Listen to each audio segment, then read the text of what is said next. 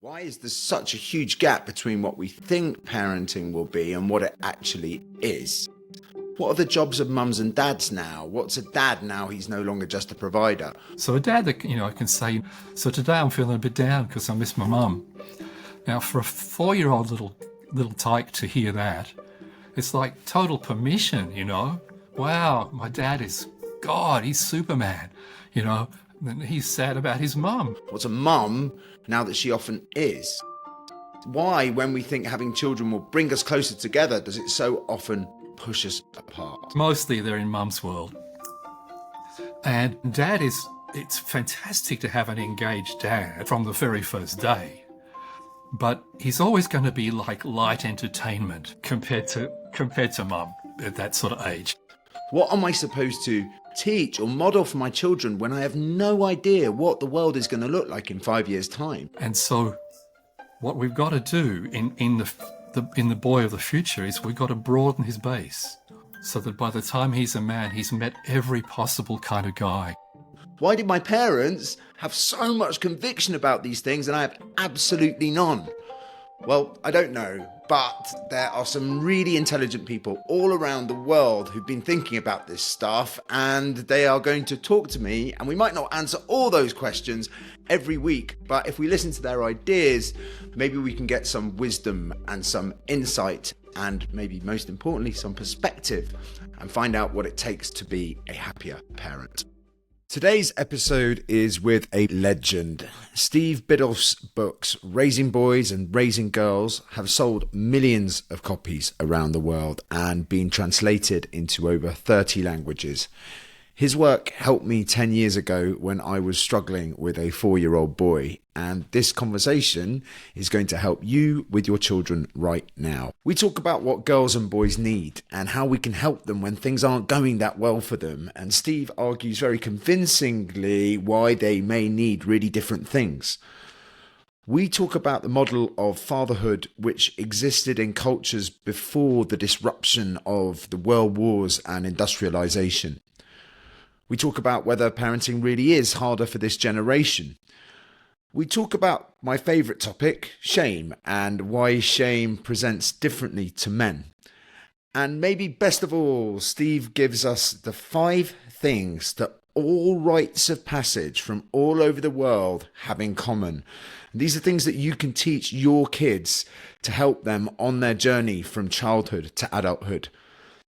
I've interviewed some incredible people for this podcast before, but never anyone with this man's depth of experience. I found this conversation utterly exhilarating, and I really hope you enjoy it too. I love the pitch black outside your windows, the icy winter of the UK. Yeah, just to give some context for everyone who's listening, Steve is in Australia, where it is 4:30 in the afternoon. I'm in London, where it's 5:30 in the morning. You can sort of tell I've just woken up, but the real giveaway is that I'm still wearing my pajamas on my bottom half, which is fun. Well, so I'm fully dressed. I can be reassured. You don't have to prove it. So I guess the first question I have is, do my wife and I have different jobs as parents? Okay. Now, I wouldn't get too worried about that because that's a personal choice, Alex. People arrange things to suit their natures, suit the kind of jobs they've got. And so I think you can chill about that. People used to think there was, this horrendous difference. But there's different timings operate with boys. Would you like me to talk about that? Yeah, I'd love to hear about that with boys and girls. But let's start with boys. That would be great. Yes, because there is a progression that people seem to find useful to look at their boys. And I've got it on a picture that I can hold up, but I'll describe it for people that are just listening to the thing. And it's like these 3 stepping stones, like 3 circles in a row. And a boy grows up by stepping from one to the next to the next. But basically, when baby boys are born, they nearly always bond first to their mum. And they've been inside her for 9 months, and she's usually doing the feeding and things like that. So they're very much in the mum's world. And unless it happens to be a family where dad looks after babies and mum is the deputy vice chancellor of the Bank of England or something. But mostly they're in mum's world. And it's fantastic to have an engaged dad from the very first day. But he's always going to be like light entertainment compared to mum at that sort of age. The more he does, the better. If I was a specialist at getting my son to get back to sleep, I could kind of hypnotize babies. And so my wife would be woken up and give him a breastfeed in the middle of the night, but then she'd give him to me and I'd sort of walk with him down the hall for half an hour till he fell asleep. Things like that are really nice to get your confidence with little babies. Because for us dads, if we kind of don't get a good start, sometimes we don't know how to pick it up. But the big shift at 6 is where boys really switch over to their dad. And we can talk a bit about that further on if you like, but they jump to dad much more in their focus. And so it's really important that from 6 to 14, we're really on the ground. And because that's when they're drinking us in.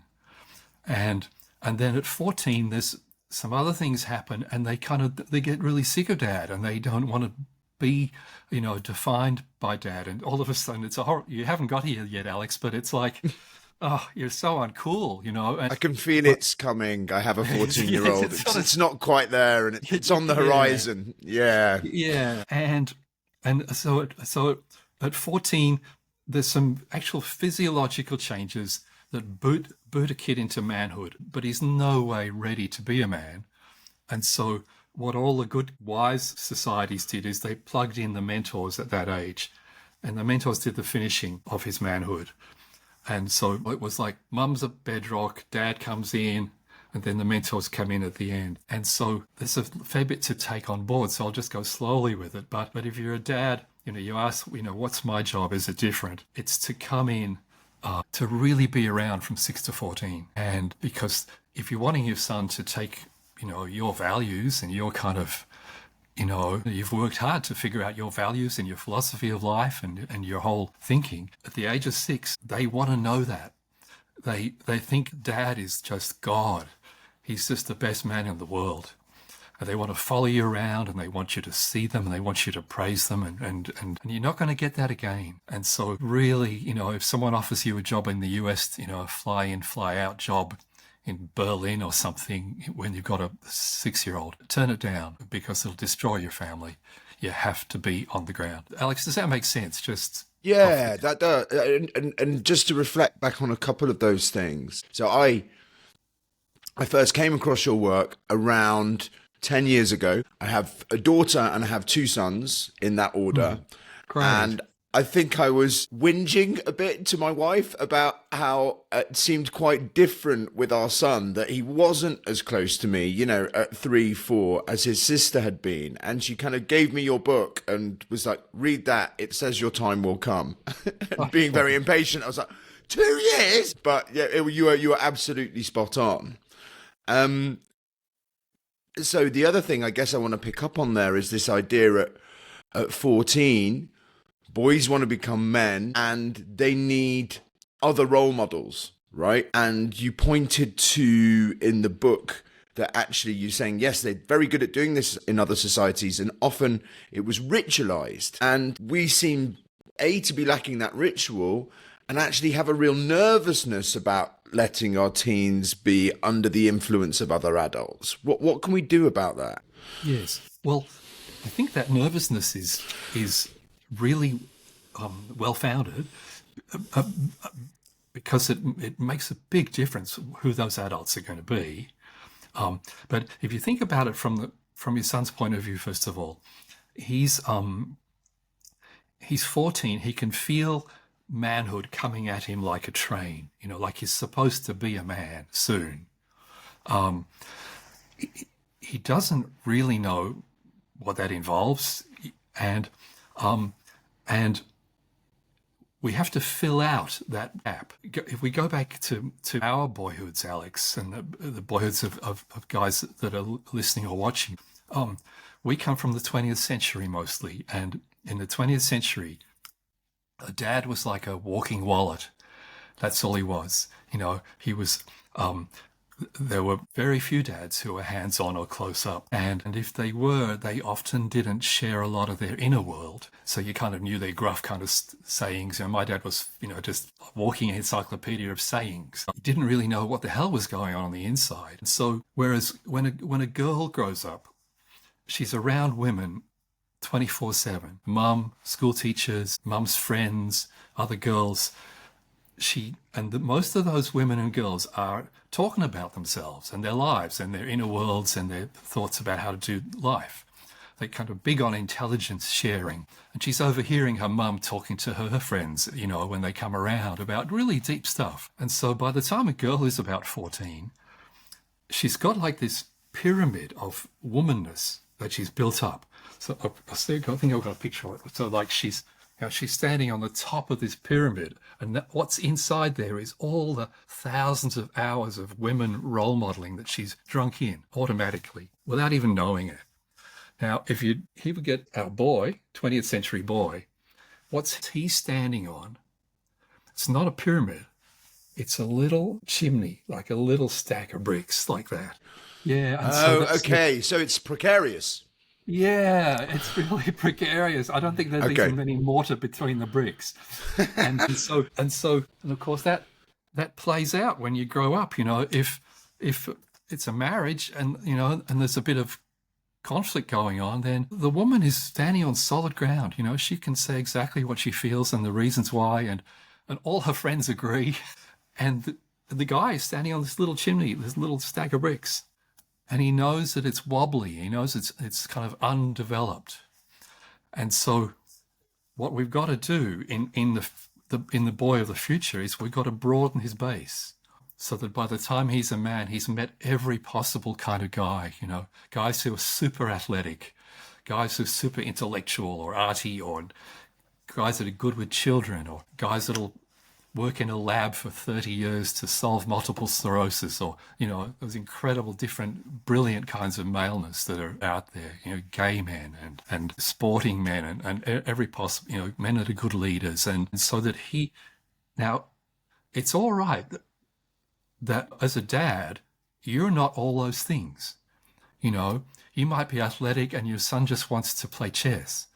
Or he wants to do ballet. It's all right. And as long as you don't sweat about that and say, well, I'm not much good about dance, but let's find someone who is. And some very simple things that you can do with it if you've got a teenage boy is get a bunch of your friends, Alex, your male friends, and their sons and your son, and have weekends away or trips away.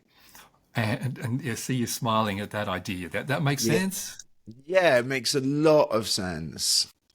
Yeah, I think I'm very lucky with my friend group, and they enjoy my children, and I can see my children come alive around my friends. It's really wonderful. Like, it makes them good company generally. Yeah. I think that's really nice. That's, And I think what you were saying there about actually the role of dad before 14, what I was getting from there is let them into your inner world. Which also, as men who've grown up in the 20th century, takes a bit of concerted effort from us, not just to reveal it to them, but to really reveal it to ourselves and be like, I'm going to tell you what I'm thinking. For that, I've got to really know what I'm thinking. And I can't just be doing all the time. I've got to feel, and I've got to. Yeah, I think when I wrote a book called Manhood 4 years before Raising Boys, I started with the dads and with the men who were having such a rough time. And as a result of that book, something like just in my country, in Australia, something like 500 men's groups started up, where guys read the book and said, look, I want to be able to discuss this stuff with my friends. And some of those men's groups have run for 30 years because they had so much from it. And they've gone through divorces and wives having cancer and kids having drug problems and everything that can go wrong for a man. They've held each other through those trials, prevented all kinds of catastrophes, stupid stuff that guys could do if they're not supported. And so they kind of set about to explore their inner world. And when you do that, then you like you don't have one till you've kind of, started to grow it. And so those guys, if they were scared about something, they'd say be able to say that to the kids, like, I'm worried about, your mum's 2 hours late. I'm a bit worried what's going on with her on that trip across country. Instead of what we used to do was say, no, everything's fine, no worries. And the kid's sensing that your heartbeat is 130, and you're sweating. So they're getting this mixed, confusing message. Dad says everything's fine, but he doesn't feel fine. And so I feel really scared because I don't know what to believe. So a dad that, can say, oh, I get pretty sad on my mum's anniversary, because she died so quickly and I wasn't expecting that. And so today I'm feeling a bit down because I miss my mum. Now, for a 4-year-old little tyke to hear that, it's like total permission, Wow, my dad is God, he's Superman, and he's sad about his mum, He's not falling apart. He's not, drinking himself stupid, but he's walking around the house a bit quiet, and I reckon I can be that. I can do that. And so we're just being ourselves, but we're doing this inner world transfer into, he knows what, how grief can be handled when it happens to him. He's seen it. Role modeling is an unbelievable thing. I could talk all day about that, Alex, why that works and how it works. It's amazing. I'd love to just go a little bit wider, I suppose, then on masculinity. And we're talking about the 20th century. You talk quite a lot about the father wounds of that time because of wars, industrialization. I read somewhere that the biggest victim of the Industrial Revolution was the father-son relationship, because all of a sudden dads were off working elsewhere. There used to be a trade that they would teach their son, and that was the role and the way it worked. Are we saying that before the 20th century, you think masculinity was different? Yeah. Because I'm kind of really interested in, like, what is the natural masculinity? What's it supposed to look like? And when I was a young guy, late teens, early 20s, I rambled a bit around the world and I lived in indigenous societies in the Pacific and places like that, and watched people in the islands of Papua New Guinea in villages that,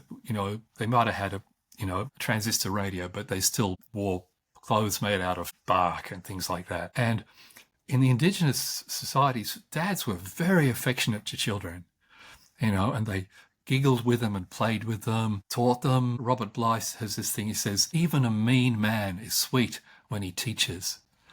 And this, big, gruff warrior guy sort of bending down with his little boy, teaching him to pull a bow and arrow. And so I think that was the natural state of men and kids. It was very close. That's beautiful. So it's not that we're trying to be more like mums. It's like we're trying to reclaim what a natural fatherly masculinity is. Yes, because it is different, and it's much more kind of robust. You have to be a little bit careful. I saw a statistic, Alex, a few years ago. Kids are 3 times more likely to be put in hospital when they're with their dad, fall off the slide or run into a tree or something. So you have to get good at it a bit, but we were in some deep water there that I'd like to stay in for a minute. Yeah, please. That I would work with groups of men, for the day. Sometimes get a group of men together for the day, maybe 100 guys in the room, and they all wanted to talk about fatherhood. And I would ask them, when we'd sort of settled in and got comfortable, I'd say, okay, you're here because you want to be a good dad. How did you get along with your dad? And it's like I got a hand grenade out of my wallet, out of my briefcase, and lobbed it in. I used to call it the hand grenade question. It's like I'd lobbed a grenade into the room. Because how do you get along with your own dad? You could see the guys go kind of like frozen. And then it would begin. And what we'd find would be this spread. It was always the same. It's the 30-30-30-10 spread. The numbers add up to 100. 30 guys in that room would never speak to their fathers. This is ordinary middle-class British or Canadian or New Zealand guys, whatever. And what year are we talking here? Yeah, we're talking about the early 2000s. Okay. Yeah. And I don't even, they're estranged from their fathers. These guys would kind of spit it out. They'd be the first to speak. I don't waste my time with him. He's a waste of time. I haven't seen him since, 6 years ago.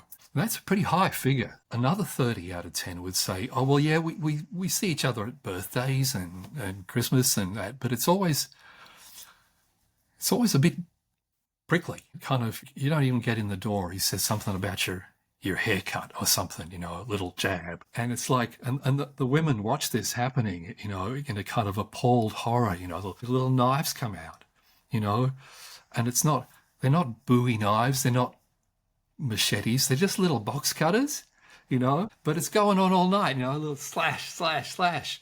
And, the kitchen floor gets very slippery, a lot of blood just getting down there.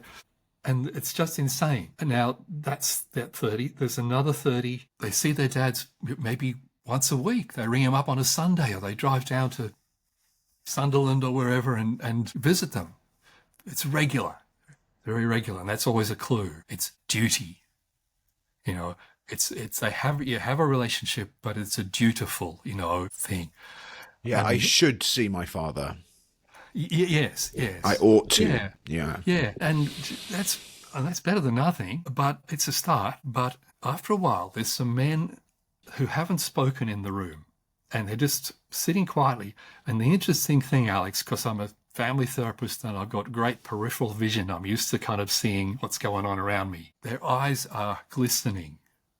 And they say, well, I didn't want to speak because of what the other guys have been describing, but it's different for me. They say, my old man is amazing. He's fantastic. I couldn't design a better dad than my dad is. Doesn't that just touch your heart to hear? My eyes are glistening. Yeah. Yeah, I'm the same. I just think of it. And, I just, if I have problems or worries in this world, I always talk to my dad, and it's not that we see eye to eye or always agree. It's, I know he's on my side in life. He's got my corner. And that's, and the room just kind of like, it's just like, oh, that's what we want. And from that comes this absolute resolve in all the men there. That's what I want with my kids, It's when I'm 78, is that they want to come around. We hang out, my son and I, and we just love hanging out together. And so that sets a kind of, okay, now I want to learn how that's done. That's wonderful. And it's making me very, very grateful for my father, whose dad was a war hero, whose military cross, he'd been in a prisoner of war camp. And my dad had, I think my dad said that he basically hit him most days until he was like 17. And my dad, I just made such a conscious effort to not be that man and to be loving and tactile. And my dad's a military man, and and people imagine that we had sort of quite Victorian upbringing, and it just wasn't like that at all. And he was this enormously demonstrative, loving man. Still is. And grandfather, So that's really made me feel very, very lucky. Yeah. And he's still alive, Alex, by the sound of it. He is. Who knows if he will listen to this? He's a real technophobe, but I'll just tell him. Well, yeah, tell him well done, because that was what I worked my whole life for. Was that he's my generation, and or maybe a little bit older, and he just grabbed the steering wheel. He went in a different direction. Yeah. And I just admire that so much, because that would not have been easy. And you as a son, here you are doing parenting podcasts for men around the world, and so that's really says something. And I tell him. I will do. I will call him this morning. So on one side, we have this birthright. Some of us have this birthright of not kind of sharing our emotional world.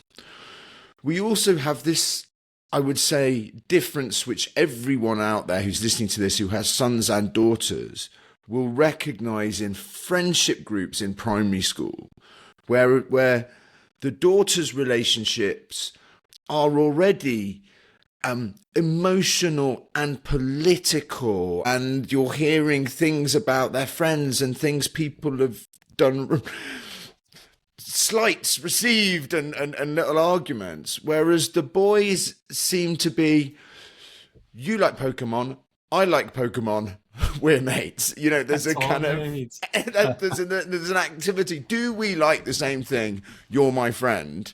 Yeah. And, you know, if you ask them about those kids, you'll get nothing. I just can't remember. Like, I was, sorry, I'm talking too much, but I was very privileged in that I got to go in and be an assistant in my son's primary school.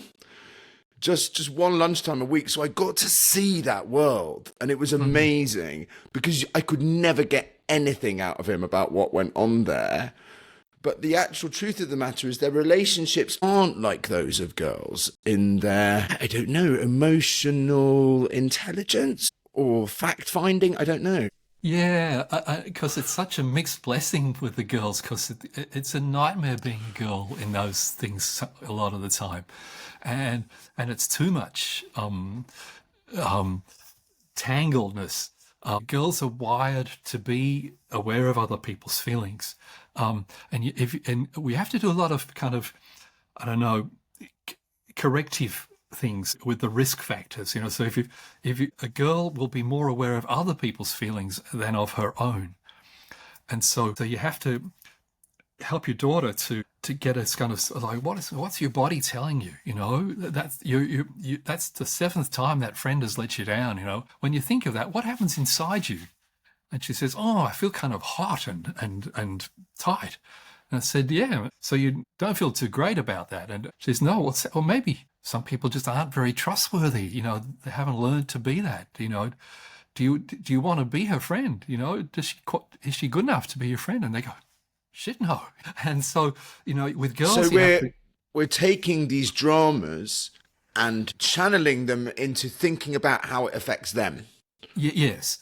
So you want a girl to be more aware of herself, believing in herself, trusting herself. Whereas a boy, you want to help him to be more aware of other people, because he's naturally in himself, and he has a bit of trouble with the other people stuff. And so, like a little boy years ago, he'd come home and he got sent home because he'd belted his best friend, and smack him in the mouth. And his mum talked to him and said, what was going on? And he said, I don't know. I don't know, Mum. It just flew off the handle. And she said, well, let's walk it back. He's your best friend. You've been friends for years. He's really he's your main friend. What happened that day? And the boy said, oh, not much. She said, you sure? And he said, well, yeah, he did. When we got to school in the morning, he told me that he's going to move to Canada. And the morning recess, the first thing, yeah. And so this little guy's really upset. I love talking to you, Alice, because you just show everything on your face.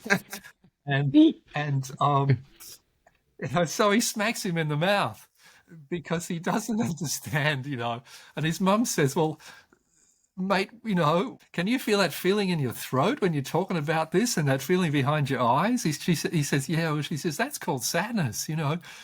You're losing your best friend to go overseas. And then he starts to cry about it. And she said, of course, it's really hard. We're going to have to get his address so we can write to him. And maybe we should have a goodbye party or something where he comes over for the weekend, has a sleepover, so you can, before he goes. And she helps this little guy to do it in a constructive way. When I was a school psychologist 45 years ago or something, that's all kids did. All boys did was smack people in the mouth. That's the only language that they had.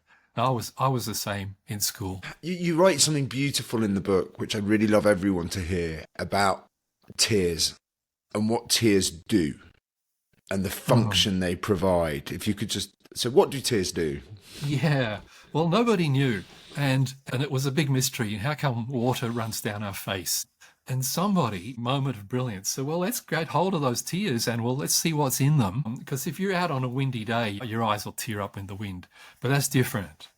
And when someone's actually crying, they put them in a spectrograph and gives you the chemical makeup, there was this massive dose of endomorphin in the tears. And it was only in the tears because they know about how endorphin, and the word endorphin is endogenous morphine. It's an opiate that your body makes itself. And the reason that poppies and opium makes us feel pain removed is because it just happens to be that it mimics that thing that our body has. And so when a person is having trouble with a loss, they'll feel stuck. To begin with, they'll feel stuck, in shock, and very kind of numb. Because on our own, we're not very good at, we can't really manage emotions on our own properly. Someone says to you, how are you going today? You're looking a bit quiet.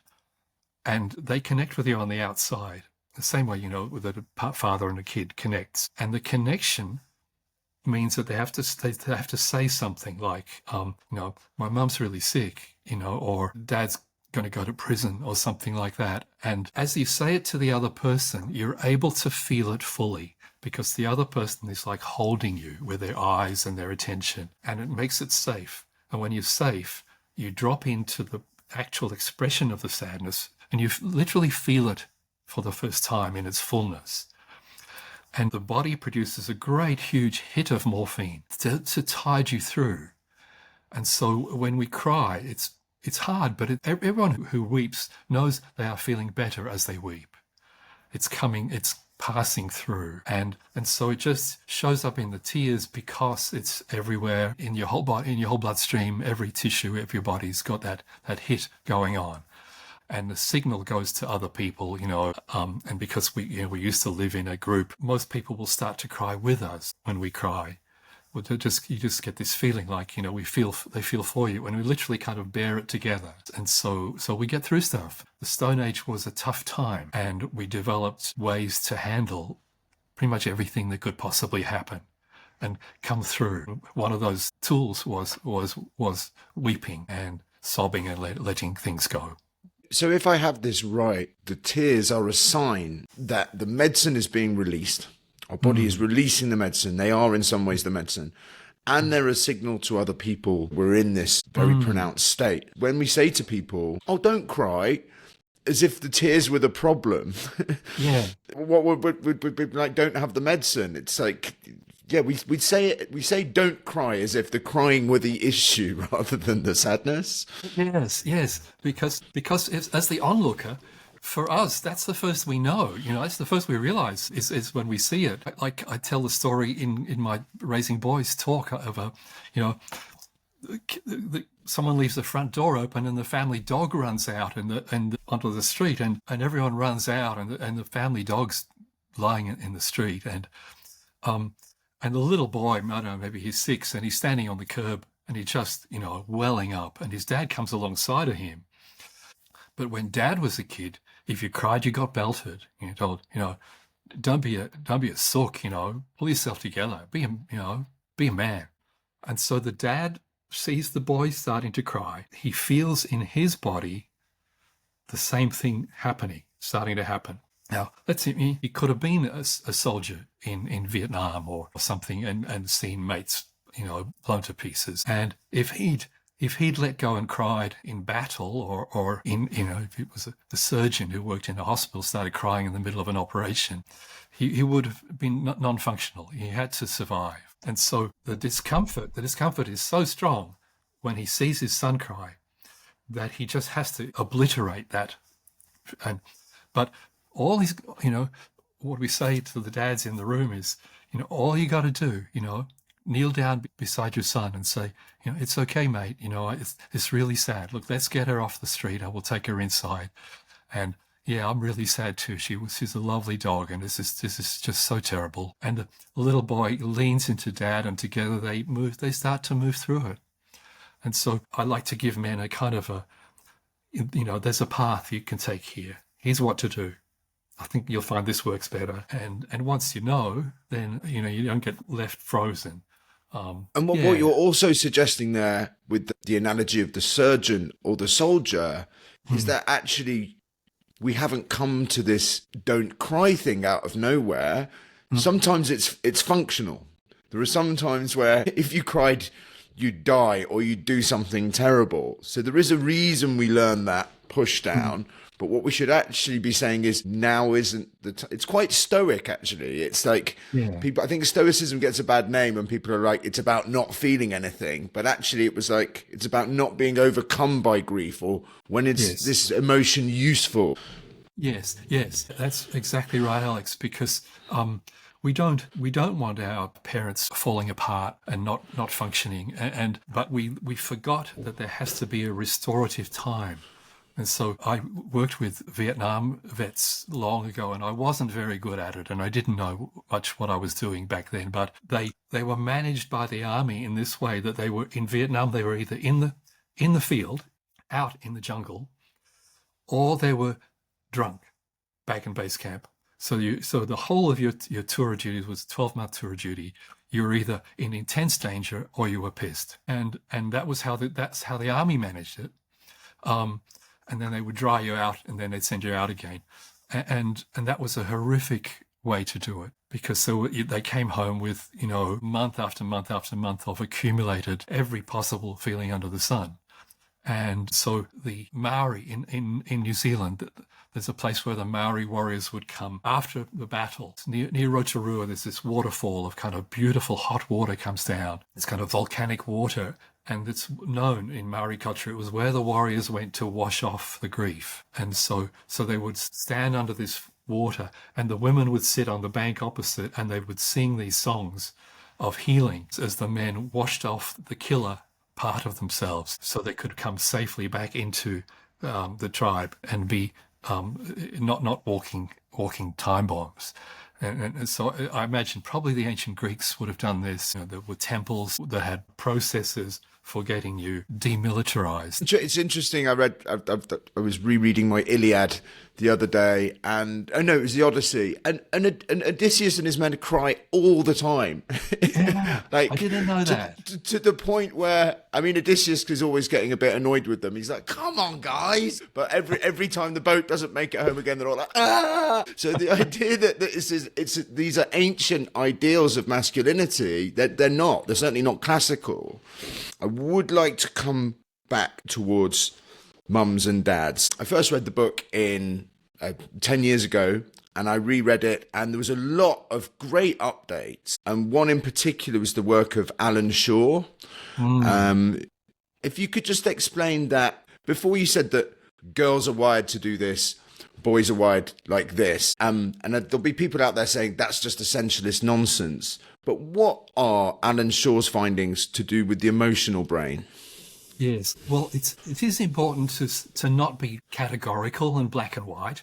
There's a wide range of kinds of boy, and there's a wide range of kinds of girl, and there's a lot of overlap. And so knowing a boy is a boy tells you almost nothing about them as an individual. You have to get to know what you've got. But at the same time, when you put those graphs together, whatever it's a graph of, you've got those two kind of bumps. There's the most boys are different to most girls. And in particular, one of the big differences, and Shaw he's a neuroscientist. He probably knows more about the developing brain than anyone on the planet. In the womb, as a boy starts to become a boy's, his body starts to become a boy's body, and the first bursts of testosterone start to kick in. He grows some little testes in there, and they start making testosterone. The immediate effect is to slow down his development. And so boys develop more slowly than girls. And when they're born, they're 2 to 3 weeks less developed than girls. And now that difference continues through, and in fact, it widens at some ages than others. At the age of 5, which in the UK is when you send kids to school, I think, the difference is 6 to 12 months difference. That's a massive difference. And that's especially in motor skills, fine motor skills, writing and speaking. And so it's not that boys are dumb, it's that they're on a different timetable. And because the effect of being born less developed equals you're born more vulnerable. And in particular, there seems to be this thing with boys that they're emotionally less able to deal with separation. Now, they show this not necessarily by fretting, but often by becoming what's called the sad angry boy, who hits people and doesn't relate very well, and comes home and is really hard to handle, because it's an attachment problem. I'm interested. You've been doing this, as you said, for a long time. Has parenting got harder? I think it's a yes and no. It's what I have the world's oldest website, Alex. If people go to stevebiddulph.com, it's a website that was originally done with chalk. Stop motion plasticine, and it's got my motto on the top, and it was the thing I was most famous for saying ever in the world, that hurry is the enemy of love. And everybody loves their kids, mostly. When we have our little babies born, we are just so absolutely, as the dad, you hold your baby for the first time, it's life-changing. It repatterns you. You just want to protect that child to the death. But the death turns out to not be a monster or a wolf at the door. It turns out to be the death of 1,000 cuts of 45-hour week and a 50-hour week and stay back for meetings, and it's a society that doesn't want us to be with our children. And we even feel like, I have to provide, 100-pound runners and an iPhone and school fees, and whereas a kid doesn't care if they're born in a tin hut. The little kiddie is perfectly happy in a tin hut. What they care about is the emotional environment. If mum and dad, laugh together in the kitchen, and you can climb all over dad, at the end of the day, and stick things up his nose, and he just laughs, and you fall asleep on his lap, and dad, is the one who makes your sandwiches. Kids feel fantastic. I've got friends who are billionaires, and they say, it's the trap. If we show our love for our kids through providing income, they don't know that. They don't, we can work our guts out for them, genuinely for them, but they don't feel that as much as if we just bought them an ice cream, and so we get sucked in, that's what makes it hard today, is this kind of suction. So the thing that you are saying has grown harder is pace of life, and the fact that we can easily be working all the time. And I think even if you're working from home, which should give you more time with your children, often you're just not in the room. You're just not in the room. You're on a device, or you're waiting for something to come. You're not there. Yes, that's right. And then the positive side is that, my dad pushed me in a pram down the high street of Redcar in 1953, and people pointed at him and joked and laughed, and kids ran behind calling out rude things, and he never did it again. And today, dads are pushing prams, they're down at the swings, there are dads on the canteen committee at school, and primary schools have got dads groups that come in. They have dads and daughters day. They go away for weekends rock climbing. It's a brilliant time to be a dad, and you can learn. You can watch, you say that dad, he just asked his daughter if she'd get something from the car, and she just said, "Yes, Dad," and she went and did it. How did he do that? Make them work for you. How did he do that? No, she didn't. No, she wasn't scared of him. She just wanted to help. And so we can learn. We can patch in all the gaps in our own manhood by watching other dads. And I love watching other dads because they've always got some angle that I didn't have in my armory. So it's a kind of there's a revolution in fatherhood, which you're part of, Alex, and everyone listening, every guy that's listening to this is right in there. You just spent an hour talking about fatherhood. They didn't do that in 1953. Yeah, you're right. That is beautiful. I'm very interested in shame and how it seems to me to affect men in a different way. I'm not just talking about the fact that men are more likely to commit suicide or more likely to fall into addiction, I think potentially we're more defensive. I can't find any quantitative evidence for that, but I think we find criticism much, much harder.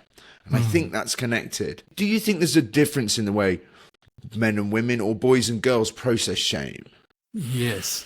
I think that the understanding is that there was an evolutionary reason for it being problematic for men. Gosh, this is big, but in a nutshell, Brene Brown, a woman in the States who's very terrific to listen to. She'd been an alcoholic and she had a lot of problems, and she's really honest and straightforward about vulnerability. And she said something that really hit home for me. Nothing good in life happens without vulnerability. Every single thing that is good, like, dancing under the moon or making love in a wheat field, getting close to someone, having any kind of good time, parenthood, you can't do it without being vulnerable. The second you have a child, you're vulnerable. It's joy and vulnerability all bundled in. And so shame is the big vulnerability, because it was a mechanism in which we lived in a hunter-gatherer tribe. If you did something that upset somebody else, it had to be fixed, because you would be hunting a mammoth tomorrow and you had to trust each other. And so if you'd let someone down, let the fire go out, or you'd cause an injury or something, you had to cop to it. And copping to it meant saying, I screwed up.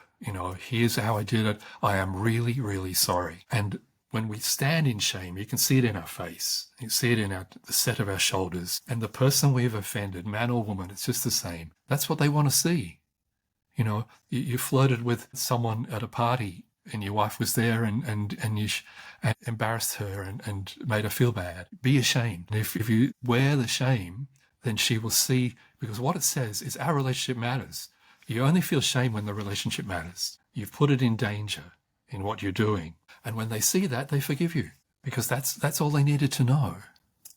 As long as you don't do it again next weekend. And so that's it's a restorative. That's a really interesting reason for the social function of shame and why it exists, right? Why it's so painful, because then also that feeling would stop us from doing the thing again and not do it next week, because I'll have to sit in that feeling again.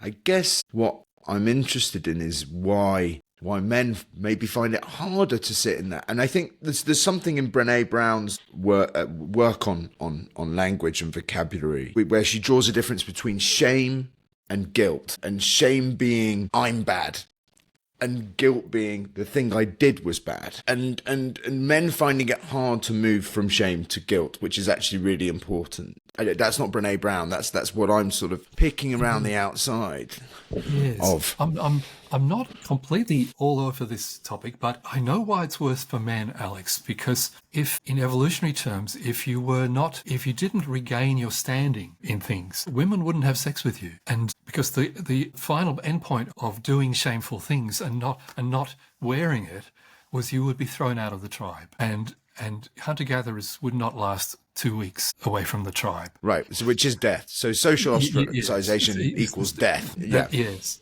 And so I think that for males, it is a more vulnerable place. And paradoxically, it takes guts to do it. And I know that, I sort of took me a long time to develop a backbone. What women want in a man is backbone, that he'll, they want heart, tenderness, kindness, but they also want, if you say you'll do it, you do it. If you make a promise, you keep it. And so they can rest, they can rest into the safety. Okay, I can have babies with this person. They can go the hard yards. And so I think I learnt that by screwing up. And so you can feel that burn of it's just a really terrible feeling. And I think, but what you're saying, which I've never heard anyone say before, is that sitting in it, copping for it, as opposed to, as you said, sitting in shame is an act of bravery, because it feels so disgusting, but doing that is how we show True contrition, not pushing it away. Yeah.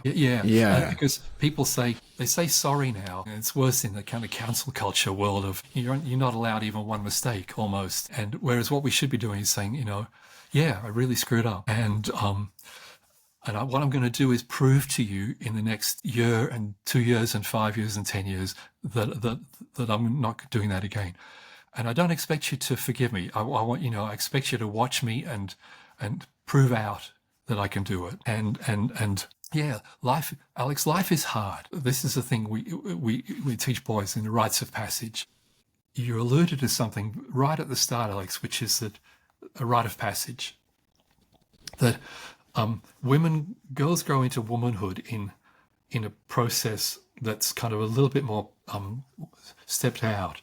There's a thing called Rites for Girls, which is happening across the British Isles, which is a wonderful program supporting girls at the start of puberty, supporting them in a group. And I've been part of letting people know about that as sort of process. But there are also processes for boys, and they are built on what we've been able to retrieve of the ancient cultures of rite of passage, because there's a very distinctive difference between boy psychology and man psychology. The transition to manhood seems to need a sharp break.